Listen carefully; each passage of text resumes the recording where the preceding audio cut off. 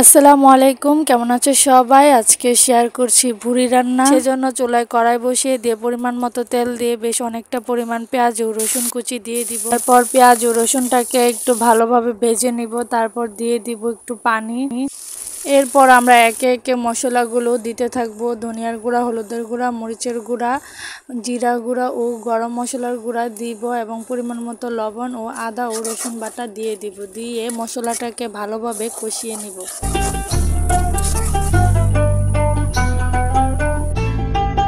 এরপর আগে থেকে প্রক্রিয়াজাত করা ভুঁড়িটা দিয়ে ভালোভাবে কষিয়ে নিতে হবে। আর হ্যাঁ, এই ভুঁড়িটা কিন্তু আগে থেকে পরিষ্কার পরিচ্ছন্ন করে ৩-৪ দিন জাল করা হয়েছে, আর সেটা আমরা ফ্রিজে সংরক্ষণ করে রেখেছি। তো সেখান থেকেই আজকে রান্না করছি। এবার মশলার মধ্যে ভুঁড়িটা দিয়ে ভালোভাবে কষিয়ে নিব ৪-৫ মিনিটের মতো।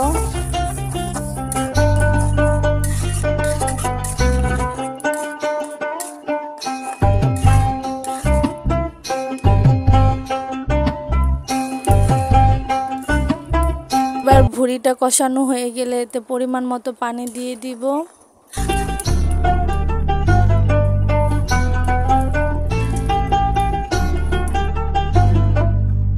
কিছু আস্ত গরম মশলাও দিয়ে দিব।